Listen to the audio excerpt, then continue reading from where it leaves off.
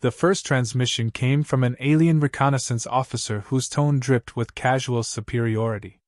Their words, captured through hacked battlefield comms, summed up their entire attitude toward Earth. Humans wielded projectile sticks and chemical explosions. Nothing that posed a meaningful threat to an empire armored in layered composite plating and tuned energy shielding. Their commanders reviewed footage of tanks firing shells, infantry launching rockets, and snipers taking potshots from rooftops. Every time, the results were the same. Human weapons splashed harmlessly against shielded armor. They considered this world already conquered, merely waiting for paperwork to rubber stamp the occupation. Patrols marched through broken streets with their helmets tilted in boredom. Some even joked about collecting primitive weapons as souvenirs. On the outskirts of a ravaged city, a platoon advanced with all the urgency of a school field trip. Their scanners detected scattered life signs, nothing organized enough to matter. Their commander lazily dictated a message to his ship: resistance negligible, warfare archaic, enemy morale fractured. They were already planning resource extraction before half their dropships had landed. In their eyes, Earth was a backward world, dangerous only to itself. Yet behind every ruined structure lay human eyes watching with hard, quiet focus. Special operations teams tracked alien movements not with flashy tech but with tightened discipline and long-practiced patience. Across multiple continents, hidden reconnaissance units collected fragments of alien armor every time an enemy skirmisher fell to terrain hazards or internal malfunctions. Scientists studying the shards didn't react with despair at their durability. Instead, they leaned in, examining the microstructure like hunters inspecting the armor of a creature they had every intention of killing. The aliens noticed none of it. From their perspective, humans were scattered, frightened, occasionally lashing out with outdated weapons. The Empire had fought countless civilizations. They believed they understood what a doomed species looked like. So when a squad of their soldiers stumbled upon abandoned human sniper nests, they laughed at the sandbags, bipods, and crude optics left behind. One soldier even recorded a message mocking them, calling Earth forces tribesmen with toys. But something subtle had begun shifting beneath their notice. Human commanders weren't simply retreating. They were studying patterns, probing weaknesses, charting movement cycles. Engineers worked alongside frontline snipers, asking unusual questions no alien tactician had ever heard: angle of impact, rotational spin at extended distances, heat resistance at hypersonic speeds. Every answer sharpened a picture in development, a weapon designed to exploit something the aliens considered impossible, a flaw in their invincibility. And the aliens still had no idea. In a seized bunker lit by flickering generator lamps, a small team listened to alien broadcasts with quiet intensity. An alien lieutenant bragged about an upcoming sweep to finish human resistance by sundown. The soldiers around the table exchanged a look, not fear, not hopelessness. Calculation. Determination.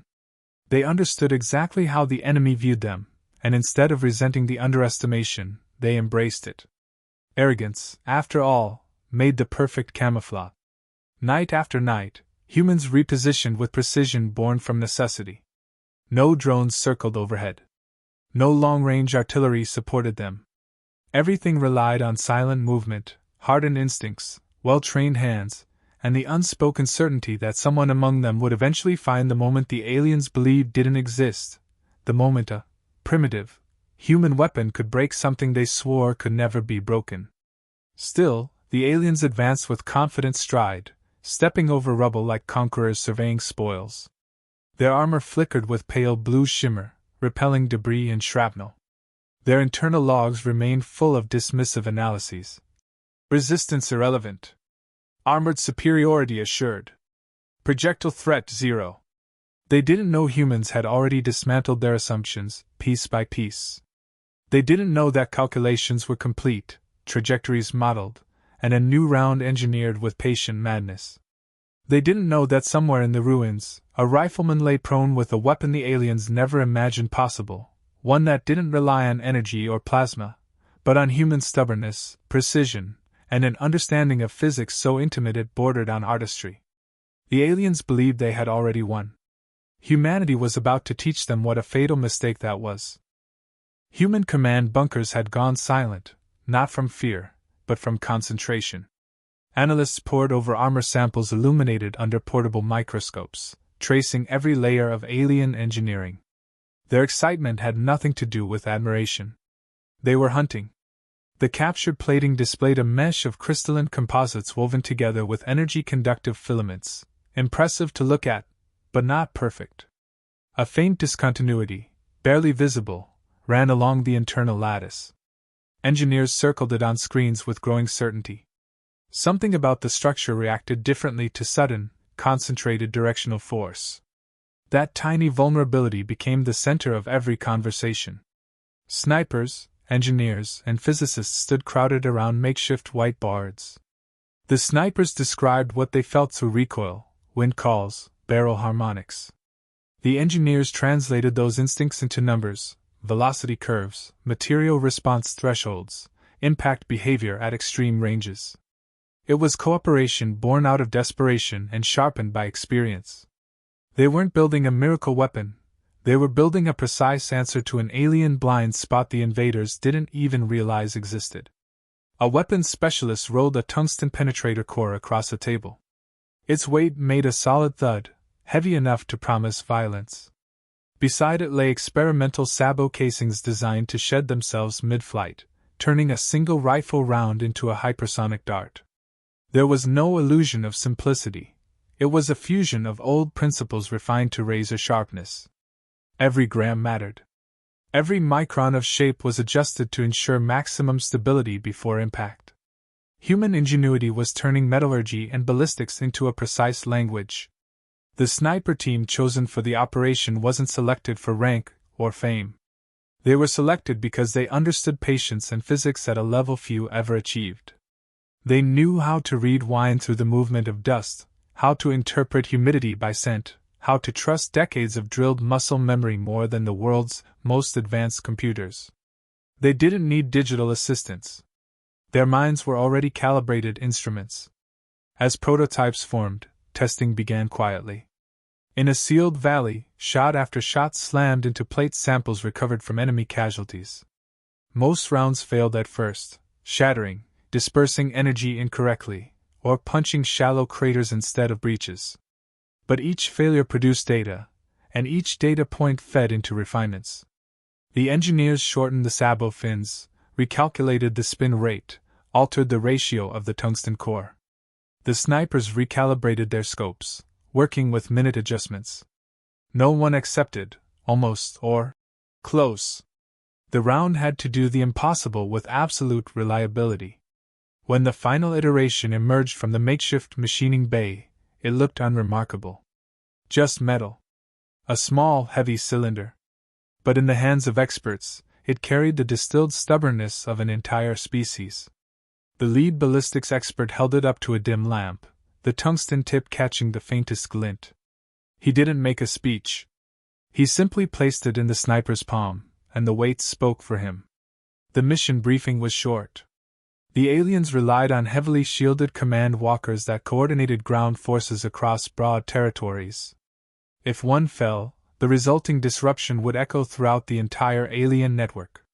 The plan required no massive offensive, no full-scale confrontation, just a single, flawless shot delivered at the edge of ballistic possibility. Snipers mapped the distance to target positions long before deployment.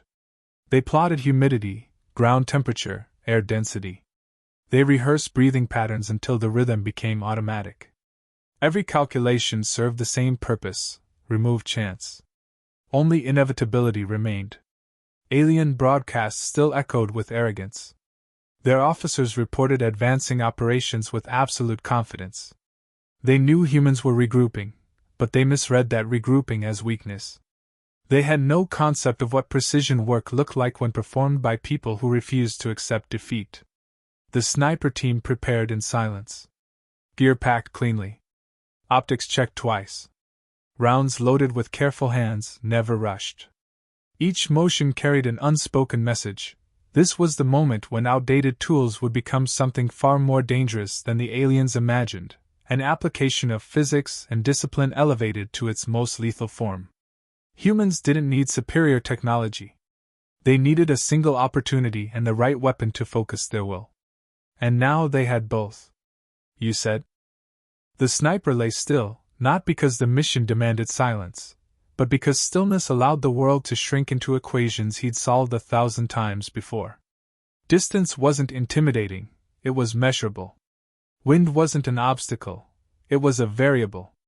The alien command walker moving far beyond normal engagement range wasn't invincible. It was simply unaware of the math about to reach it. Through the scope, the towering machine glowed faintly with its shield shimmering like heat over asphalt. Every few seconds, the distortion pulsed, redirecting energy around its armored hull.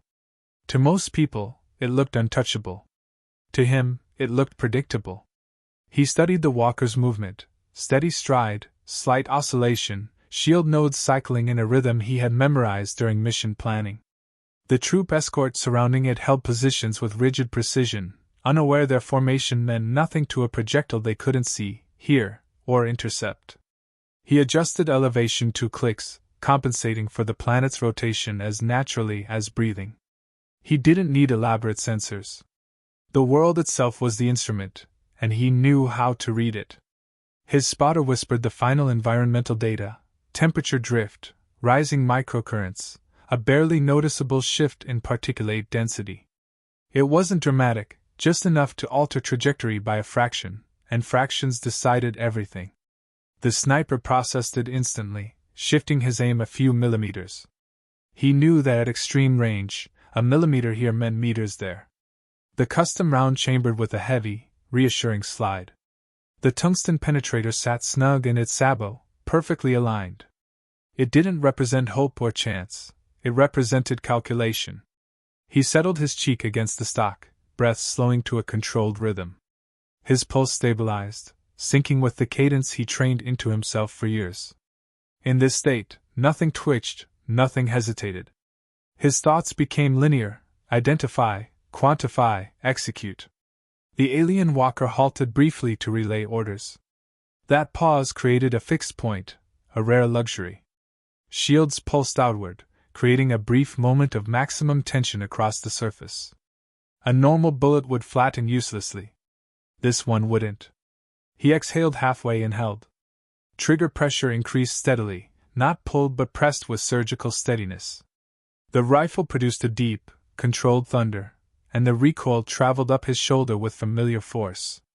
The sabot shed instantly, releasing the tungsten core into a clean, stable trajectory. The round cut through air supersonically, its spin perfectly stabilized, its shape optimized for maintaining velocity across impossible distance. There was no trace, no flash, just physics unfolding exactly as intended. The walker's shield reacted a moment too late. The round struck the shimmering barrier with concentrated impact that forced energy inward instead of deflecting it outward. The alien system wasn't designed for that kind of directional pressure. Micro cracks webbed through the barrier, invisible to the escort troops but glaringly obvious to the sniper. He had already chambered the second round. Breath, hold, pressure. The follow-up shot launched with identical precision, riding the brief window where the shield's integrity wavered. This impact didn't crack, it penetrated. The tungsten dart punched straight into the armor's internal composite layers, slipping through the structural discontinuity Earth's scientists had discovered. It tore along the flaw like a zipper, bypassing energy channels and ripping into the command core. The walker staggered. Alien troops froze, uncertain whether the jolt came from terrain or malfunction. Then the machine convulsed, lights flickering through its armor. A plume of heat and debris vented from its upper chassis as its control matrix collapsed. Shields dropped entirely. The towering machine collapsed, slamming into the ground with a weight that rattled surrounding troops. Confusion swept the alien ranks. Their scanners detected no rockets, no plasma signatures, no drones. They replayed sensor logs repeatedly, unable to understand how something had breached a system designed to withstand orbital munitions. The sniper didn't wait to admire the result. The mission wasn't about spectacle, it was about disruption. He and his team packed up with calm efficiency, retrieving casings and erasing traces. While alien units scrambled to diagnose a catastrophe they couldn't explain, the sniper faded back into the ruins. In the alien command channels, alarms spread rapidly. Reports conflicted. Some claimed sabotage, others suspected shield malfunction, others insisted an unknown kinetic weapon had achieved the breach. None of them understood the truth. A single human had exploited a flaw they didn't know existed and executed the shot with skill no algorithm could replicate. The Empire's certainty evaporated in minutes. 1 rifle. 2 rounds. A myth of invincibility shattered. Alien command channels filled with overlapping alerts, each more urgent than the last. The destruction of the Walker wasn't treated as battlefield loss. It was treated as a system failure bordering on heresy. Their technology was built on predictability, and the idea that a kinetic projectile had breached their shield architecture clashed violently with everything they believed about warfare. Engineers scrambled to interpret telemetry fragments, isolating the exact millisecond when the shield integrity collapsed. The data refused to align with their models. No known weapon on Earth matched the impact profile. No known civilization had ever produced such a concentrated penetration event without energy amplification. The Empire's field officers reacted with disbelief that swiftly turned into controlled panic. Patrols tightened formation, no longer marching with relaxed confidence but scanning every ridge and shadow. Commanders demanded immediate deployment of reinforced shield arrays, but supply units couldn't deliver fast enough. Shield recalibration teams inspected each soldier and vehicle, searching for structural anomalies. For the first time since landing, their voices carried tension instead of mockery. Rumors spread through their ranks despite strict information controls. Soldiers whispered about a hidden human weapon capable of bypassing their defenses. Some thought it was experimental alien tech stolen and repurposed. Others believed humans possessed a secret physics the Empire had ignored. None guessed the truth, that it was simply skill and a tiny piece of metal shaped with care.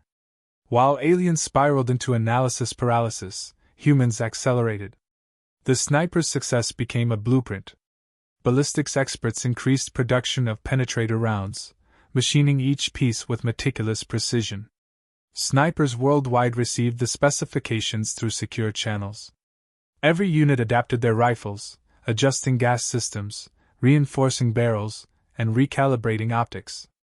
The plan wasn't to recreate the impossible shot, it was to weaponize its principle across multiple fronts.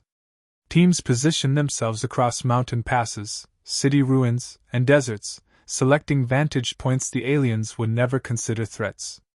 They coordinated silently, using simple coded transmissions. When alien command units moved, human teams reacted within minutes.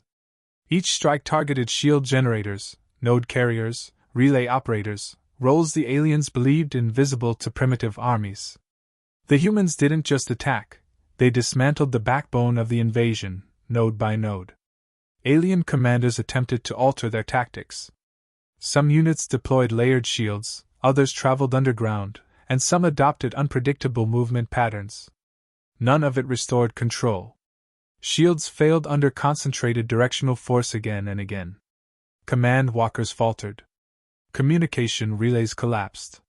Units lost contact with their superiors for hours, forced to operate independently for the first time in their military lives. Without centralized coordination, their structure unraveled. Alien scientists worked relentlessly, extracting fragments of the penetrator rounds from destroyed armor. They examined the metal composition, expecting exotic materials. Instead, they found tungsten, heavy, dense, mundane by interstellar standards. That discovery frightened them more than anything. If humans could achieve such results with ordinary materials, it meant the Empire had underestimated not just Earth's weapons, but Earth's understanding of physics itself. Simplicity executed flawlessly was more terrifying than unknown tech. As human sniper teams continued their campaign, morale surged across surviving resistance pockets. Soldiers who had once felt powerless now saw alien patrols moving in tighter groups, their steps hesitant. Civilians whispered stories of ghost shots and silent hunters, bringing down machines from impossible distances. These weren't myths, they were growing patterns of dominance built on skill, discipline, and adaptability. The aliens responded with harsher sweeps, more drones, more eyes in the sky. But the snipers moved with such precision that surveillance rarely caught anything meaningful. Every shot was delivered and followed by immediate relocation. Every attack reinforced the Empire's new fear. Humans were unpredictable, invisible, and far more capable than their technology suggested. Alien morale fractured. Troops filed reports filled with dread, questioning their commander's assurances. Officers who once spoke with arrogance now ordered constant diagnostic checks on armor. Engineers demanded reinforcements that never came. The Empire's leadership tried to reassert control, but every directive was undermined by another mysterious breach, another destroyed command unit, another unexplained casualty. Humans didn't just turn the tide, they shattered the illusion that superior technology guaranteed victory.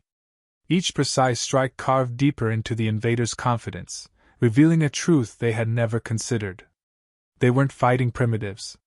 They were fighting experts who mastered simplicity so thoroughly it became a weapon more effective than any plasma or energy field. And the aliens were finally realizing they had walked onto a battlefield they no longer understood. You said? Alien High Command finally acknowledged the truth their field units had been reporting in fragmented panic. The invasion was no longer a controlled campaign, but a spiraling loss of authority. The collapse of command walkers disrupted operational chains across continents. Sniper strikes kept erasing officers essential for maintaining structure. The longer the Empire stayed, the more chaos spread through its ranks. Their analysts gathered every remaining shielded vehicle in a fortified camp, running diagnostics nonstop. The results were grim. The shield design, once considered flawless, contained a structural reaction weakness that humans had exploited with terrifying consistency. Attempts to reinforce the lattice only made the distortion worse. Every fix opened another vulnerability. The leadership's confidence eroded as they realized this wasn't a temporary disruption, it was systemic. Human rounds needed no energy source to track, no digital signature to intercept, no power cell to jam. They were ghost weapons, pure physical truth launched by people who understood every law governing their path. Alien strategists had no countermeasure. Kinetic immunity had been central to their doctrine for centuries. They lacked the flexibility to rewrite their entire approach mid-campaign. Worse, their troops no longer believed they were invincible. Fear spread faster than orders could contain it. Retreat discussions shifted from taboo to necessity. Evacuation routes were drawn. High-value targets were abandoned because any vehicle that lingered became a potential sniper elimination. Commanders who once swept across cities with bravado now traveled with doubled escorts, flanked by sensors that detected nothing useful. They watched each horizon with the dread of prey, aware that something lethal could reach them without warning. Every patrol that went missing reinforced the same conclusion: staying on Earth meant bleeding resources to a species that refused to submit. The final decision came quietly. A coded transmission instructed all forces to regroup at extraction points and suspend offensives. Not even their troops were told the full truth. They were simply ordered to retreat under the guise of strategic redeployment. But the tone of the directive held no authority, just resignation. The Empire had underestimated a species capable of turning pressure, gravity, metal, and skill into something they couldn't defeat. As dropships rose into the sky, Earth's defenders watched from distance rather than celebration. Human forces were exhausted, wounded, and grieving, but they remained disciplined. Many of the surviving snipers weren't even aware of the global impact of their actions. To them, it had been a job, an obligation to protect the world with the tools they understood best. They didn't see themselves as heroes. They saw themselves as professionals who did what was necessary. Across continents, people emerged from hiding to the sound of engines fading into the upper atmosphere. Relief washed through battered cities, but the victory felt earned, not miraculous. It wasn't luck or alien mistakes. It was humanity's refusal to be defined by what outsiders assumed about them. Engineers continued refining the rounds even after the invaders fled, documenting everything for future defense. Military commanders updated global doctrine, emphasizing adaptability and the value of individuals who excelled in their craft.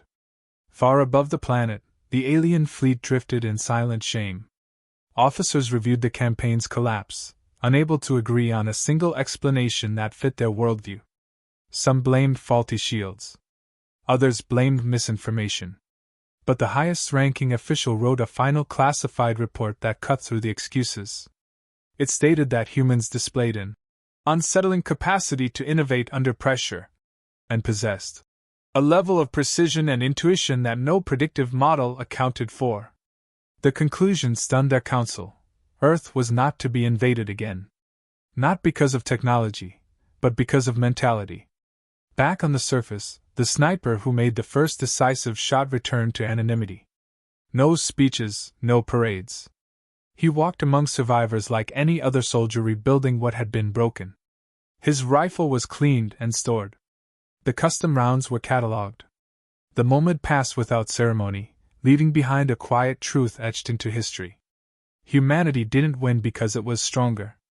Humanity won because it refused to let anyone else define its limits.